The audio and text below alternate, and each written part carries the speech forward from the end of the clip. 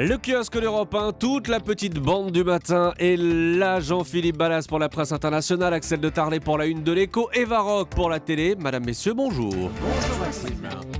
Mais on va commencer avec vous, Thomas Soto. On le disait, vous êtes en direct de Barcarès dans les Pyrénées-Orientales. Édition spéciale ce matin. J'imagine que les quotidiens régionaux font leur une sur les événements, les intempéries de ces dernières 48 heures. Vous imaginez très bien, Maxime, pour la presse de toutes ces régions du Sud qui vivent depuis des semaines maintenant au rythme de la pluie, il n'y a qu'un seul titre, les intempéries. Alors je vais vous en citer 4. L'Indépendant pour commencer, c'est vraiment le quotidien du secteur ici dans les Pyrénées-Orientales. L'Indépendant qui titre le chaos avec une photo très impressionnante de voitures enchevêtrées dans un pont. Elles sont à la verticale, ces voitures. Vous savez, ce sont ces images dont on se demande comment elles sont possibles et qui témoignent après coup de la violence insensée des flots quand ils se sont déchaînés. Pour le Midi Libre, région Languedoc-Roussillon, donc les Pyrénées-Orientales et l'Aude, sous le déluge. Le quotidien rappelle en une que la montée des eaux est encore plus importante que la grande crue de 99, celle-là même qui avait fait plus de 35 morts et disparus dans la région. Nice Matin titre une météo contre nature, avec ce mot qui revient, dérèglement climatique. Et puis la Dépêche du Midi fait également sa une sur cette série noire dans le Sud. Vous le voyez, vous le constatez, Maxime, la presse raconte, décrit, mais s'interroge également, comme nous tous ce matin, sur l'origine de ces phénomènes qui, et ça, il ne faut surtout pas l'oublier non plus, finissent à la longue par exaspérer ceux qui n'arrêtent plus de nettoyer, de faire les comptes des dégâts et évidemment de tenter de reconstruire à chaque fois. C'est un peu Sisyphe, à la longue, ces inondations. Et on les entendra, c'est sinistré avec vous, Thomas Soto, en direct du Barcarès, édition spéciale à suivre en direct sur europe1.fr, en vidéo évidemment. Le Barcarès très durement touché par les... On va jeter un coup d'œil aux unes de la presse nationale. Et ce matin, c'est quasiment le grand chelem pour Nicolas Sarkozy. Il est à la une de tous vos journaux, ou presque vos quotidiens, qui vont d'ailleurs tous dans le même sens. Le Figaro, les défis de Sarkozy. Le Parisien, les 4 urgences de Sarkozy. Quelles urgences? Je cite le Parisien: rebâtir le parti, clarifier sa ligne politique, choisir le bon casting. Et puis Nicolas Sarkozy va devoir composer, ça c'est la une de l'Opinion, composer avec tous ses concurrents Alain Juppé, François Fillon et Bruno Le Maire, désormais en embuscade. Libération ajoute les affaires comme Big Malion et vous obtenez un horizon très encombré. La Croix et l'Humanité sont les seuls journaux ce matin à ne pas faire leur une sur le nouveau président de l'UMP. La Croix titre sur le voyage du pape en Turquie, le pape qui s'engage pour l'unité des chrétiens. Et puis l'UMA nous emmène au cœur de Kobané en résistance, la ville kurde assiégée par l'État islamique en Syrie. L'envoyé spécial du journal raconte ces rues désertes, ces combattantes kurdes blessées mais qui gardent leur kalachnikov en bandoulière. Le sifflement des obus, Yasmine, kurde, témoigne. Au moment où tu réalises que tu n'es pas libre, il faut faire quelque chose. Kobané, ville en résistance, c'est donc à lire dans l'Humanité. À la une ce matin de la presse internationale, on va voir ça avec vous, Jean-Philippe Ballas. Ce matin, retour sur Ferguson avec une photo qui vous a particulièrement touché. Oui, Maxime, mais je ne suis pas le seul. Photo émouvante prise lors d'une des nombreuses manifestations qui se sont déroulées à travers les États-Unis. Le cliché a été pris à Portland, Oregon. Julie, vous l'avez. Vous pouvez voir cette photo actuellement sur europe1.fr et on vous l'a mis sur le compte Twitter d'Europe 1. Alors, c'est pas une photo de violence.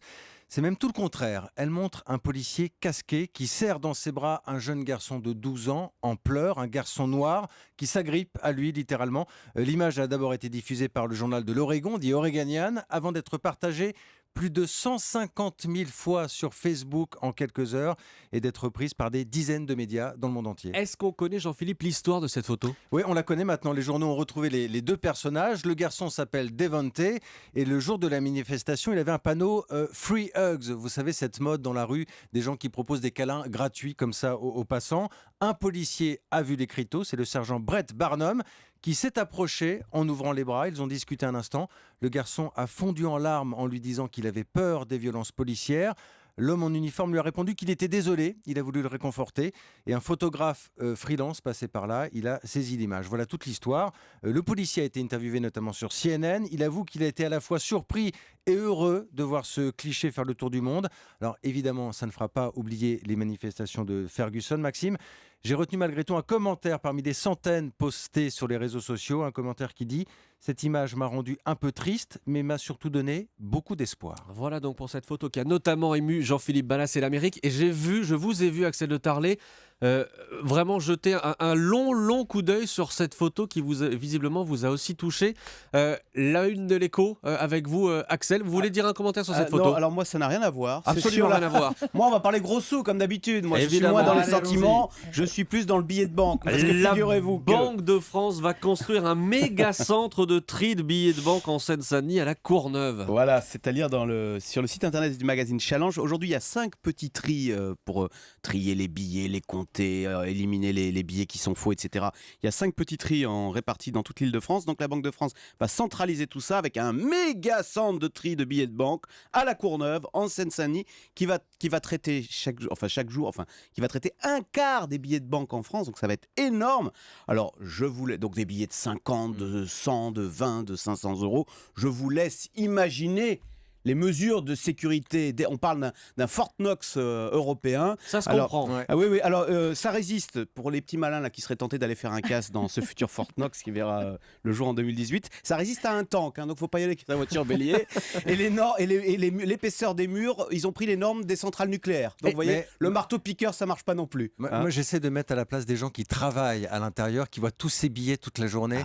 Il y a quand même la tentation est forte, non, de s'en mettre quelques-uns dans la poche. C'est le fantasme d'en mettre un qui tombe discrètement. Alors, ils sont filmés 24 heures sur 24 et puis ils disent, vous savez, à la fin on se détache totalement du produit. En revanche, c'est dangereux on leur recommande, ne dites pas à l'extérieur que vous travaillez pour un site de la Banque de France, parce que là vous allez recevoir des pressions épouvantables. Non, tout simplement, je vais vous dire, ces salariés qui travaillent dans les tri postaux, ils seront très mécontents parce qu'ils travaillent aujourd'hui à Palais Royal, Banque de Paris 2e, et maintenant ils vont aller travailler au fin fond du RER à la Courneuve. Et voilà. Donc ils y vont à reculons, dit la CGT. Et voilà pour la une de l'Écho. Merci beaucoup, Axel de Tarlé. La télé, Eva Rock. J'irai dormir chez vous aujourd'hui? Comme vous voulez, Maxime. C'est sur France 5 à 16h35. Vous savez, c'est depuis 2004, Antoine de Maximi traverse le monde. Alors, c'est un globe-trotteur qui a 2 spécificités. D'abord, il est équipé de caméras qui sont fixées sur son corps. Alors, il y en a une qui filme ses interlocuteurs et une autre qui le filme lui. Donc, il a un bras articulé au-dessus de lui. Et puis, c'est avec cet appareillage un peu étrange qu'il fait passer pour un Robocop qui va dormir chez les gens. Son intérêt, son objectif, c'est vraiment de dormir chez l'habitant. Alors, c'est pas toujours facile comme mission, notamment dans ce périple en Espagne que vous allez découvrir ce soir. Alors, se faire offrir une bière, ça passe. Se faire offrir l'habitat, la nuit, c'est plus compliqué, ça passe pas même chez Louis qui lui a offert le dîner. Parce que je peux dormir sur le canapé. T'héberger sans te connaître, c'est un peu difficile. Parce qu'il insiste, Antoine de Maximi. À chaque fois, il dit mais il y a le canapé, je peux quand même y aller. Alors Joe vous allez, l'incruste. voilà, exactement. Vous allez voir à Madrid, en revanche, il a enfin trouvé refuge chez un garçon tatoué qui vit encore chez ses parents. Alors il a même droit à sa chambre.